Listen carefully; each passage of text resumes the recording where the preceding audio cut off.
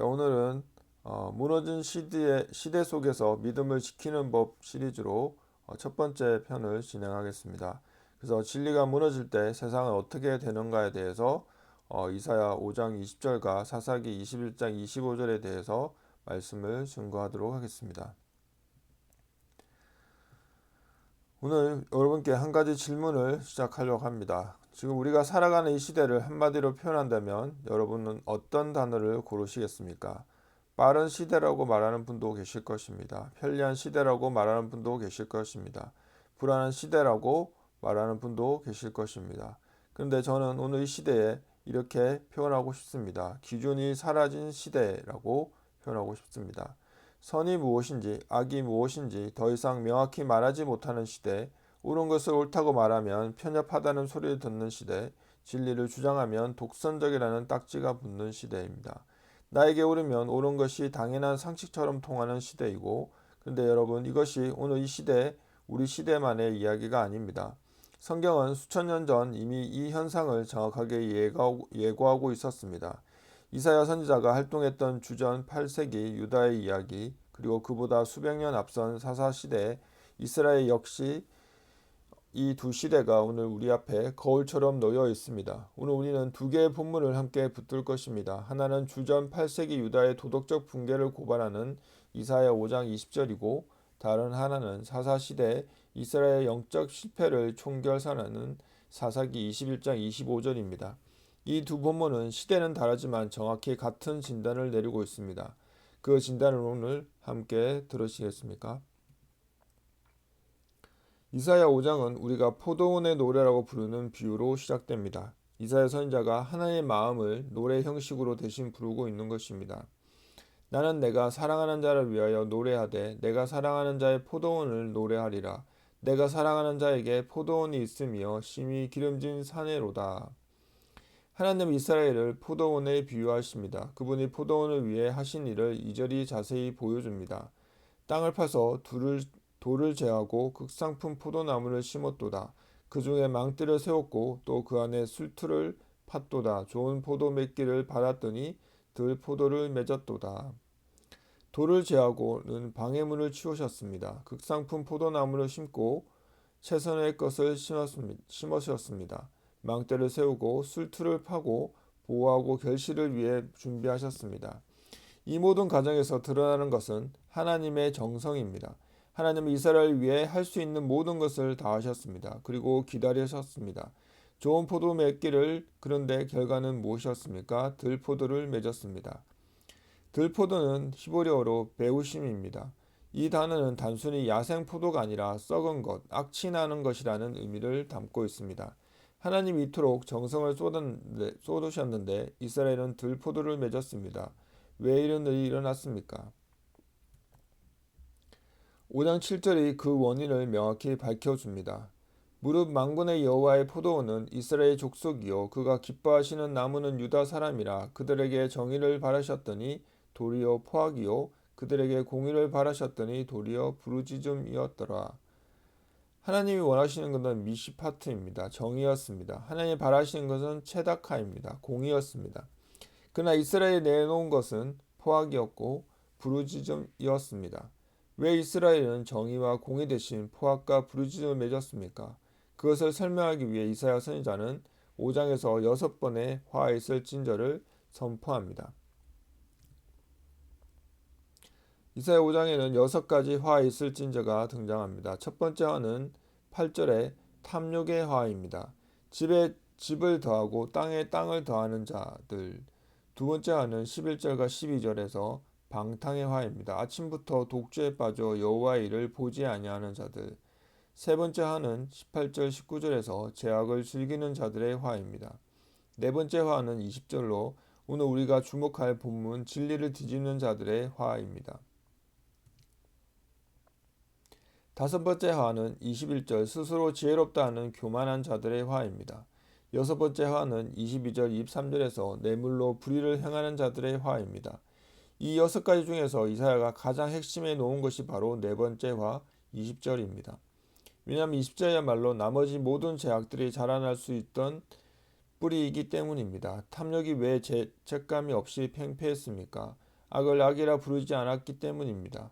방탕이 왜 수치 없이 방치되었습니까? 흑암을 광명이라 불렀기 때문입니다. 불의가 왜 버젓이 제도화되었습니까? 쓴 것을 달다 하고 단 것을 쓰다 하는 언어의 전도가 이미 일어났기 때문입니다. 진리가 뒤집히면 그 위에 모든 종류의 죄악이 자랍니다. 이것이 이사야의 진단입니다. 이사야 5장 20절에 악을 선하다 하며 선을 악하다 하며 흑암으로 광명을 삼으며 광명으로 흑암을 삼으며 쓴 것으로 단 것을 삼으며 단 것으로 쓴 것을 삼는 자들은 화 있을진저. 이 구절에서 세상의 역전이 등장합니다. 첫째 쌍은 선과 악의 역전입니다. 악을 선하다 하며 선을 악하다 하며 도덕의 역전입니다. 무엇이 선이고 무엇이 악인지의 기준 자체가 뒤집히는 것입니다. 둘째 쌍은 흑암과 광명의 역전입니다. 흑암으로 광명을 삼으며 광명으로 흑암을 삼으며 인식의 역전입니다. 어두운 것을 밝다고 여기고 밝은 것을 어둡다 여기는 상태입니다. 눈 자체가 망가진 것입니다.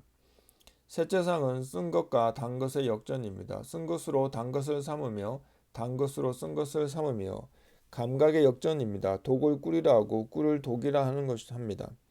맛을 느끼는 감각 자체가 왜곡된 것입니다. 이 세상의 역전이 가리키는 것은 무엇입니까? 단순히 착각이나 실수가 아닙니다. 이것은 판단 기준 자체의 붕괴입니다. 더 정확하게는 하나님의 기준을 버리고 자기 기준을 세운 결과입니다. 하나님이 선하다고 하신 것을 악하다 하고 하나님이 빛이라 하신 것을 어둠이라 부르기 시작한 것입니다. 이것은 에덴 동산에서 시작된 이야기와 같습니다. 뱀이 하와에게 했던 말이 무엇입니까? 하나님이 참으로 너희에게 이 동산 모든 나무의 열매를 먹지 말라 하시더냐.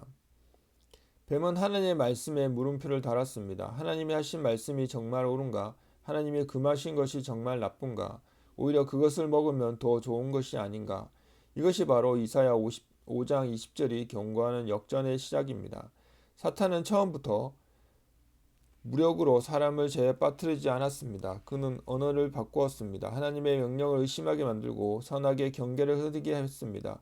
그 결과 화는 보암직도 하고 모음직도 한 창세기 3장 6절의 열매를 보았습니다. 죽음의 열매가 생명의 열매처럼 보이기 시작한 것입니다. 이것이 바로 쓴 것을 단 것으로 여기는 첫 사례였습니다. 히브리어로 화는 호의입니다. 이 단어는 단순한 경고나 저주가 아닙니다. 이 단어는 원래 장례식에 울부짖는 곡소리였습니다. 죽은 자를 앞에 두고 아이고 하며 통곡하는 소리입니다. 열왕기상 13장 30절에서도 이 단어가 죽은 사람을 위해 곡할 때 사용되는 것을 볼 수 있습니다. 즉 하나님께서 이 구절에서 하시는 것은 이것입니다. 나는 지금 너희를 앞에 두고 곡하고 있다. 이것은 분노가 아닙니다. 이것은 애도입니다. 하나님은 진리를 뒤지는 자들에게 심판 선고를 내리시기 전에 먼저 슬퍼하십니다. 마치 하나님이 아담과 하와를 찾으시며 내가 어디 있느냐라고 부르셨던 것처럼, 마치 예수님이 예루살렘을 보시며 우셨던 것처럼 누가복음 19장 41절에서 예수님이 예루살렘 성을 보시며 우셨다고 기록되어 있습니다. 그 도시는 곧 심판을 받을 도시였습니다. 그러나 예수님의 첫 반응은 분노가 아니라 눈물이었습니다. 하나님의 마음은 언제나 이와 같습니다. 심판하시기 전에 먼저 슬퍼하시고 정죄하기 전에 먼저 애통하십니다. 하나님은 진리를 잃어버린 자들을 향해 먼저 우십니다. 왜냐하면 진리를 잃어버린 순간 그들은 이미 죽음의 길에 들어섰기 때문입니다. 여기서 우리는 중요한 질문을 던져야 합니다. 왜 사람들은 진리를 뒤집습니까? 무지 때문이라면 그것은 가르쳐주면 됩니다. 그러나 이사야 5장의 문맥을 주의 있게 보면 이것은 무지가 아닙니다. 18절과 19절을 보시면 거짓으로 끈을 삼아 제약을 끌며 술의 줄로 함같이 제약을 끄는 자는 화에 있을진저. 그들이 이르기를 그는 자기의 일을 속속히 이루어 우리에게 보게 할 것이며 이스라엘의 거룩한 이는 자기의 계획을 속히 이루어 우리가 알게 할 것이라 하는도다. 이것이 말하는 것을 들어보시면 하나님이 정말 그렇게 하시는지 어디 한번 보자. 심판이 임한다고 하더니 왜 아직도 아무 일이 없는가? 설마 하나님이 그것까지 보시겠는가? 이것이 진리 역전의 뿌리입니다. 하나님이 실제로 살아계셔서 다스리신다는 사실을 마음에서 지워버리는 것. 이것이 모든 도덕적 붕괴의 진짜 원인입니다. 신학자들은 이것을 실제적 무신론이라고 부릅니다. 입으로는 하나님을 믿는다 말하지만 삶에서는 하나님이 없는 것처럼 판단하고 행동하는 것입니다. 어리석은 자는 그 마음에 이르기를 하나님이 없다 하도다. 그들을 부패하고 그 행위가 가증하니 선을 행하는 자가 없도다. 시편 14편 1절에 그 말씀이 있습니다. 이 구절에서 주목할 것은 하나님이 없다는 말이 입으로 선언되는 무신론이 아니라 마음으로 품는 태도라는 점입니다. 그리고 그 태도의 직접적인 결과가 부패와 가증함이라고 말합니다. 신학적 무신론과 실제적 무신론은 다릅니다. 입으로는 하나님을 시인하면서도 정작 도덕적 판단의 순간에는 하나님의 존재와 그분의 심판을 고려하지 않는 것, 이것이 더 위험한 무신론입니다. 왜냐하면 이것은 자신이 믿는 자라고 착각하면서 동시에 하나님이 없는 자처럼 살아가게 만들기 때문입니다. 하나님이 없으면 기준은 내가 됩니다. 내가 기준이 되면 내게 유리한 것이 선이 됩니다. 내게 불편한 것은 악이 됩니다. 내가 원하는 것이 빛이 됩니다. 내가 싫어하는 것이 어둠이 됩니다. 이것이 정확히 이사야 5장 20절의 현상입니다. 오늘날 우리의 사회를 보십시오. 나에게 진실한 것이 진리이다라는 말이 얼마나 당연하게 통용됩니까? 내 감정에 맞으면 옳은 것이다라는 논리가 얼마나 광범위하게 퍼져 있습니까? 이것은 새로운 철학이 아닙니다. 이사야가 이미 수천 년 전에 진단한 바로 그 현상입니다. 이사야는 이 진리 역전의 결과가 무엇인지도 선언합니다. 이사야 5장 24절 같이 읽겠습니다. 이로 말미암아 불꽃이 그루터기를 삼킴 같이 마른 풀이 불 속에 떨어짐과 같이 그들의 뿌리가 썩겠고 꽃이 티끌처럼 날리리니 그들이 만군의 여호와의 율법을 버리며 이스라엘의 거룩하신 이의 말씀을 멸시하였음이라. 이 장면을 상상해 보십시오. 불꽃이 그루터기를 삼키는 장면, 마른 풀이 불 속에 떨어지는 장면. 이것은 서서히 말라가는 것이 아닙니다. 불에 던져지는 순간 순식간에 타버리는 것입니다. 진리를 버린 사회는 겉으로는 아무리 화려해 보여도 속이 이미 말라 있습니다. 그래서 심판이 임하는 순간 마른 풀처럼 타버립니다. 그러므로 여호와께서 자기 백성에게 노를 바라시고 그들 위에 손을 들어 그들을 치신지라. 산들은 진동하며 그들의 시체는 거리 가운데 분토같이 되었도다. 그럴지라도 그의 노가 돌아서지 아니하였고 그의 손이 여전히 펼쳐져 있느니라. 아멘. 시체가 거리에 분토같이 된다는 표현은 이것은 역사적으로 실제로 이루어졌습니다. 주전 586년 유다는 바벨론에 의해 멸망했습니다. 예루살렘 성이 무너졌고 성전이 불탔고 백성은 포로로 끌려갔습니다. 열왕기와 25장은 그 처참한 광경을 자세히 기록합니다. 성전의 기둥이 부서지고 성벽이 무너지고 백성들이 사슬에 묶여 끌려갔습니다. 이사야의 경고는 공허한 말이 아니었습니다. 역사가 그 정확성을 증명했습니다. 진리가 무너진 나라의 끝이 어디인지 역사는 생생하게 보여주었습니다. 또 사사기는 이스라엘 역사에서 가장 어두운 시대를 기록한 책입니다. 이 책을 이해하기 위해 사사기의 구조를 먼저 파악해야 합니다. 사사기는 하나의 반복적인 패턴으로 흘러갑니다. 이스라엘이 하나님을 버리고 이방 민족에게 압제를 당하고 하나님께 부르짖으며 하나님이 사사를 일으키시고 잠시 평안이 찾아옵니다. 사사가 죽으면 다시 하나님을 버립니다. 이 악순환이 반복됩니다. 온니엘, 예훗, 두보라, 기드온, 입다, 삼손, 사사기에 등장하는 이보는 인물들의 이야기가 이 패턴을 따라갑니다. 그리고 사사기를 처음부터 끝까지 읽으면 느끼는 것이 있습니다. 이 사이클이 반복될수록 점점 더 악화된다는 것입니다. 초기 사사기인 옴니엘은 흠없는 지도자였습니다.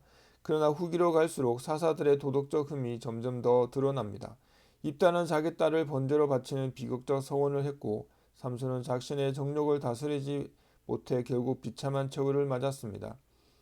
사사기는 마치 카멜라가 점점 더 어두운 곳으로 내려가는 것과 같은 구조로 가지고 있습니다. 처음에는 우상 숭배에 시작되었던 이스라엘의 타락이 책의 끝부분에 이르면 기부와 사건이라는 참극으로 치닫습니다. 한 여인이 집단을 능욕당하고 죽임을 당합니다. 한 지파 전체가 거의 멸절되는 동족 상잔의 비극이 벌어집니다. 이스라엘 스스로가 이스라엘을 파멸시키는 일이 일어납니다.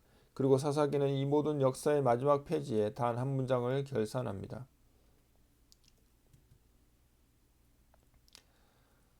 사사기 21장 25절 같이 읽겠습니다. 그때 이스라엘 왕이 없으므로 사람마다 자기 소견에 오른 대로 행하였더라. 이 한 문장에 사사기 전체의 비극이 담겨 있습니다. 이 표현 이스라엘의 왕이 없으므로는 사사기에 3번 더 등장합니다. 17장 6절과 미가 우상의 숭배 사건을 기록하며 18장 1절에 단지파의 타락을 기록하고 19장 1절에 기브아의 대참극을 도입합니다. 그리고 21장 25절에서 마지막으로 한 번 더 이 모든 역사를 마무리하며 등장합니다. 사사기 기자는 이 표현을 통해 이스라엘의 타락 원인을 어디에 있었는지를 가리킵니다.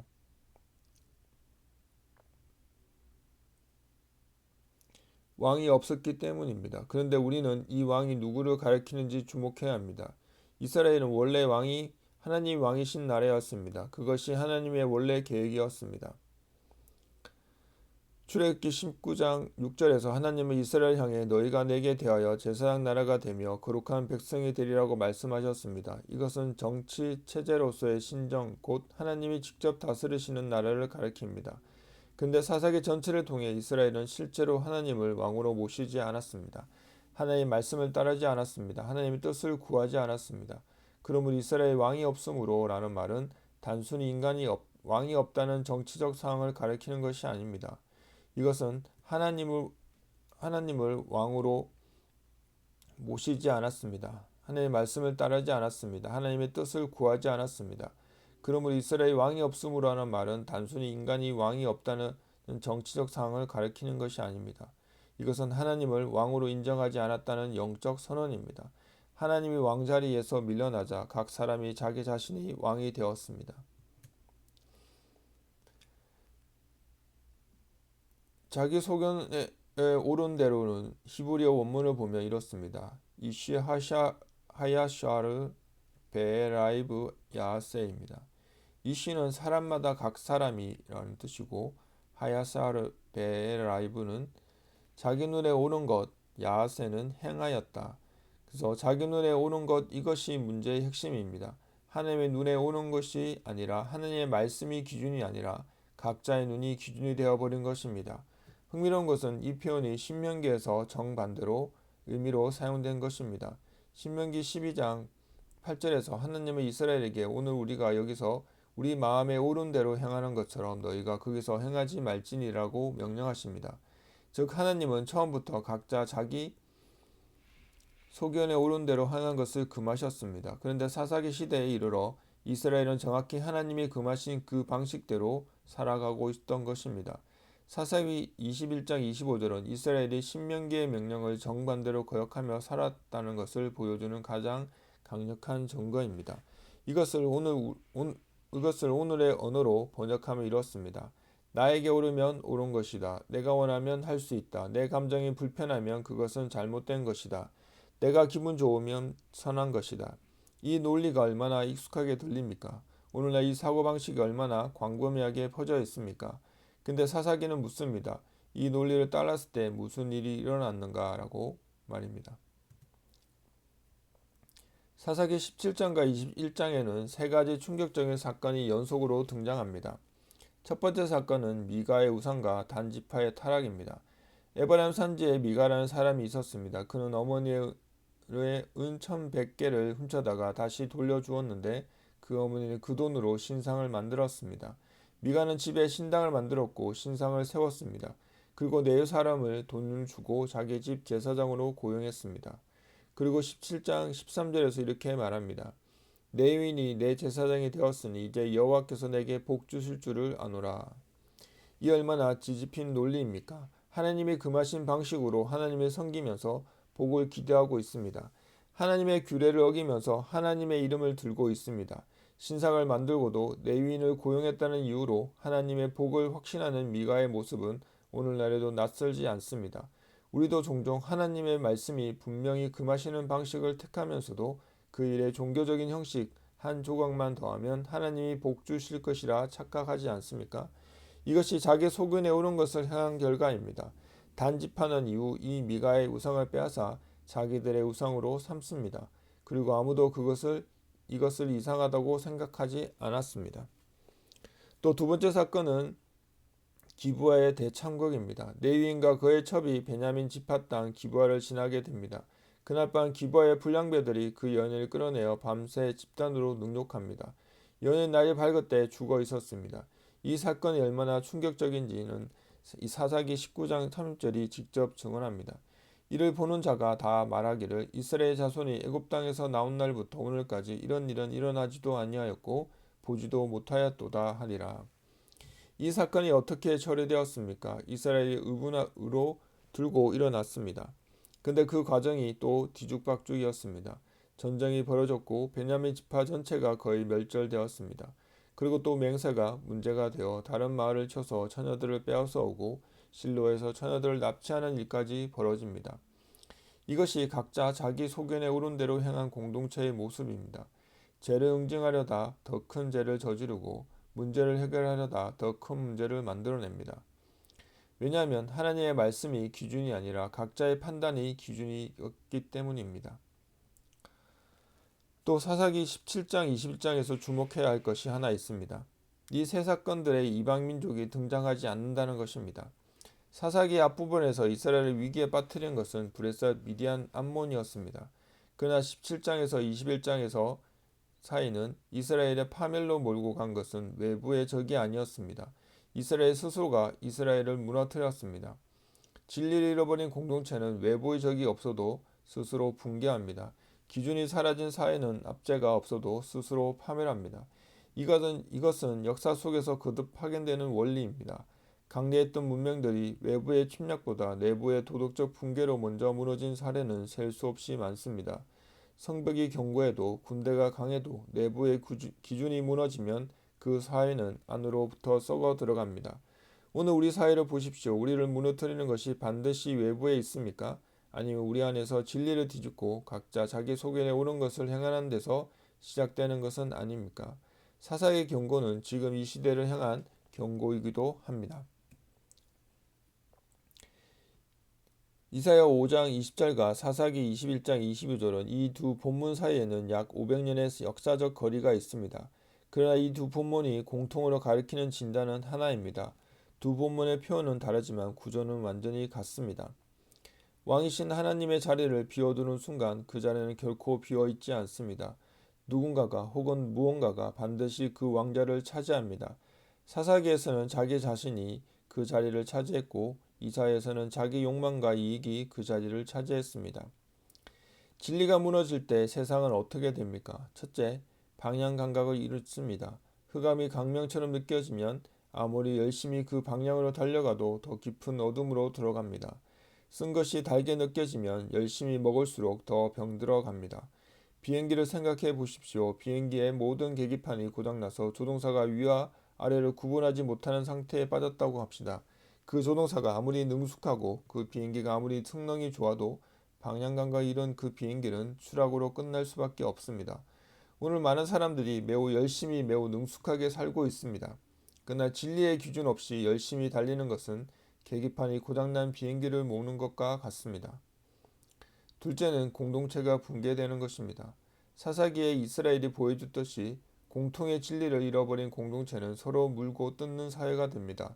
나는 이것이 옳다, 나는 저것이 옳다. 이 충돌은 결국 힘이 있는 자가 자기 소견을 관철시키는 폭력으로 귀결됩니다. 가정을 생각해 보십시오. 가정 안에 공통의 기준이 없고 각자가 자기 소견을 주장한다면 그 가정은 평화로울 수 없습니다. 하나님의 말씀이라는 공통의 기준이 없다면 교회 안의 모든 의견 차이는 끝없는 분쟁으로 번질 수밖에 없습니다. 오늘 우리 사회의 갈등이 왜 이렇게 해결되지 않습니까? 공통의 기준이 없기 때문입니다.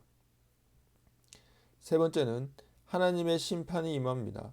이것을 말하는 것이 불편하게 들릴 수 있습니다. 그러나 성경은 분명히 선언합니다.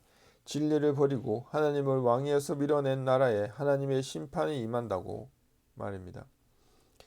이사야 5장 24절과 25절이 그것을 보여주고 유다의 역사가 그것을 증명했습니다. 로마서 1장은 동일한 패턴을 모든 인류 역사에 적용합니다. 하나님을 알면서도 하나님께 영광을 돌리지 않고 감사하지 않는 자들에게 하나님은 그들의 생각을 마음의 정욕대로 주셔서 더러움에 내버려 두십니다. 이것은 옛 이야기가 아니라 지금도 작동하는 영적 원리입니다. 이제 가장 어렵고 가장 중요한 질문을 해야 합니다. 여러분, 이것이 과연 세상만의 문제입니까? 이사야가 고발하는 대상은 이방 민족이 아닙니다. 유다입니다. 사사기가 기록하는 비극의 주인공은 이방인이 아닙니다. 이스라엘입니다. 그렇다면 오늘 우리 말씀도 세상을 향한 고발이기 이전에 하나님의 언약 백성인 우리를 향한 물음이어야 합니다. 첫 번째 거울은 나의 판단 기준은 무엇인가? 삶의 크고 작은 선택들 앞에서 나는 무엇을 기준으로 삼습니까? 직장에서 부당한 일을 보았을 때 이것이 성경적으로 옳은가를 먼저 묻습니까? 아니면 이것이 나에게 손해가 되는가를 먼저 묻습니까? 자녀를 양육할 때 세상에서 성공하는 법을 우선으로 가르칩니까? 아니면 하나님 앞에서 정직하게 사는 법을 우선으로 가르칩니까? 우리 중에 어느 순간부터 이 정도는 괜찮지 않을까라는 말로 하나님 말씀과 다른 선택을 합리화해 본 적이 없습니까? 두 번째 거울은 나는 무엇을 선하다고 하고 있는가입니다. 작은 거짓말을 사회생활을 위한 지혜라고 부르고 분노와 미움을 정당한 의분이라고 부르고 탐욕을 성실함의 결과라고 부르고 게으름을 쉼이라고 부른 적이 없습니까? 그것이 바로 이사야 5장 20절이 경고하는 바로 그 현상일 수 있습니다. 세 번째 거울은 나의 공동체는 무엇을 왕으로 모시고 있는가입니다. 우리 가정에 왕이 있습니까? 그 왕은 하나님이십니까? 아니면 돈입니까? 성공입니까? 자녀의 미래입니까? 우리 각 사람의 일상에서 하나님의 말씀이 실제 권위를 가지고 있습니까? 아니면 하나님은 위기 때만 찾는 분이 되어 있습니까? 이런 질문들이 불편하다면 그 불편함 자체가 이미 하나님께서 우리에게 말씀하시는 것일 수 있습니다. 그렇다면 해결은 무엇입니까? 사무엘상 8장 7절을 같이 읽겠습니다. 여호와께서 사무엘에게 이르시되 백성이 내게 한 말을 다 들으라. 이는 그들이 너를 버림이 아니요 나를 버려 자기들의 왕이 되지 못하게 함이니라. 진리가 무너진 시대의 해결은 하나입니다. 하나님을 다시 왕으로 인정하는 것, 하나님의 말씀을 다시 기준으로 붙드는 것입니다. 그리고 이것은 먼저 회개로 시작됩니다. 우시아 왕이 죽던 해에 내가 본즉 주께서 높이 들린 보좌에 앉으셨는데 그의 옷자락은 성전에 가득하였고 진리가 무너지고 유다 왕국이 흔들리던 바로 그 해에 이사야는 하늘에 계신 참 왕을 보았습니다. 그리고 그 앞에서 엎드렸습니다. 그때 내가 말하되 하로다 나여 망하게 되었도다. 나는 입술이 부정한 사람이요 나는 입술이 부정한 백성 중에 거주하면서 만군의 여호와신 왕을 배웠음이로다 하였더라. 주목할 것은 이사야가 5장에서 6번이나 화했을 징조를 다른 사람들에게 선포했던 바로 그 선지자라는 것입니다. 그런데 6장에 이르러 그는 동일한 단어 화로다를 이번에는 자기 자신에게 적용합니다. 남을 향해 선포했던 심판의 언어가 하나님의 보좌 앞에 서는 순간 자기 자신을 향한 고백으로 바뀝니다. 이것이 진정한 회개의 모습입니다. 그때 그 서랍 중에 하나가 부젓가락으로 제단에서 집은 핀 숯을 손에 가지고 내게 날아와서 그것을 내 입술에 대며 이르되 보라 이것이 내 입에 닿았으니 내 악이 제하여졌고 내 죄가 사하여졌느니라 하더라. 회개하는 자에게 하나님은 정결케 하심을 주십니다. 핀 숯이 입술에 닿는다는 것은 결코 편안한 이미지가 아닙니다. 그것은 고통스러운 정화의 과정을 상징합니다. 그러나 그 고통의 결과는 죄 사함입니다. 내가 또 주의 목소리를 들으니 주께서 이르시되 내가 누구를 보내며 누가 우리를 위하여 갈고 하시니 그때 내가 이르되 내가 여기에 있나이다 나를 보내소서 하였더니 이것이 순서입니다. 왕이신 하나님을 보고 회개하고 정결케 하심으로 파송합니다. 진리를 붙드는 자의 삶은 구체적으로 세 가지를 보면 첫째, 하나님의 말씀을 날마다 기준으로 삼는 삶입니다. 신명기 17장 19절에 평생에 자기 옆에 두고 읽어 그의 하나님 여호와를 경외하기를 배우며 이 율법의 모든 말과 이 규례를 지켜 행할 것이라. 왕은 율법서를 손수 베껴 써야 했습니다. 단순히 가지고 있는 것이 아니라 자기 손으로 직접 그 말씀을 써 내려가면서 그 말씀이 자기 안에 깊이 새겨지도록 해야 했습니다. 매일 성경을 읽습니까? 매일 하나님의 말씀 앞에 앉습니까? 이것이 없으면 우리는 자신도 모르는 사이에 세상의 기준에 물들어 갑니다. 마치 물속에 있는 물고기가 자기도 모르게 물의 온도에 적응해 가는 것처럼 그것을 막아내는 유일한 방법은 매일 새롭게 하나님의 말씀 앞으로 나아가는 것입니다. 둘째는 선을 선이라 악을 악이라 말하는 용기입니다. 이사야는 당시 아무도 말하지 않으려 했던 것을 말했습니다. 이것은 환영받는 말이 아닙니다. 그러나 이것이 하나님 앞에 사는 자의 삶입니다. 갈라디아서 6장 1절은 형제들아 사람이 많이 무슨 죄에 빠지거든 신령한 너희는 온유한 심령으로 그러한 자를 바로잡고 너 자신을 살펴보아 너도 시험을 받을까 두려워하라. 아멘. 진리를 말하는 용기와 사랑으로 말하는 온유함은 함께 가야 합니다. 진리만 있고 사랑이 없으면 그것은 정죄가 되고 사랑만 있고 진리가 없으면 그것은 방광이 됩니다. 셋째는 홀로라도 서는 믿음입니다.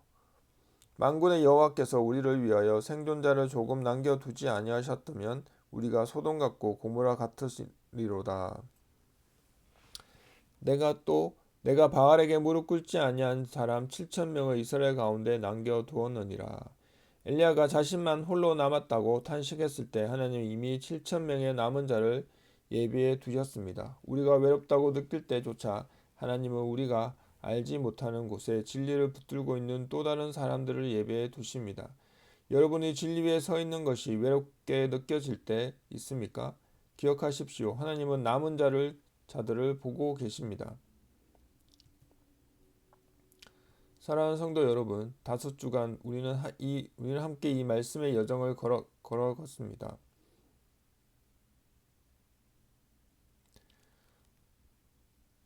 하나님은 나의 왕이십니다. 하나님 당신의 말씀이 나의 기준입니다. 내 소견이 아니라 당신의 말씀이 옳다고 고백합니다. 오늘 우리는 이 결단으로 우리의 마지막을 행해야 할 것입니다. 우리의 마무리가 우리가 항상 우리의 결단이 이런 말씀으로 해야 합니다. 다시 한번 같이 해볼게요. 하나님, 당신의 나의 왕이십니다. 당신의 말씀이 나의 기준입니다. 내 소견이 아니라 당신의 말씀에 옳다고 고백합니다. 이 말씀이 우리의 말씀이 되어야 합니다. 진리가 무너질 때 세상은 방향을 잃고 공동체는 붕괴되고 심판이 임합니다. 이것이 이사야와 사사기가 공통으로 전하는 경고입니다. 그러나 이 경고 앞에서 우리가 절망할 필요는 없습니다. 왜냐하면 하나님이 아직도 살아계시고 하나님의 말씀은 여전히 흔들리지 않으며 하나님은 아직도 회개하고 돌아오는 자들을 기다리시기 때문입니다. 오늘 우리가 이 자리에서 우리 각 사람이 결단을 내릴 수 있습니다. 이 말씀대로 우리가 우리의 삶을 결단하여 하나님 앞에 회개하고 돌아오는 자들이 되시기를 예수 그리스도 이름으로 축원합니다.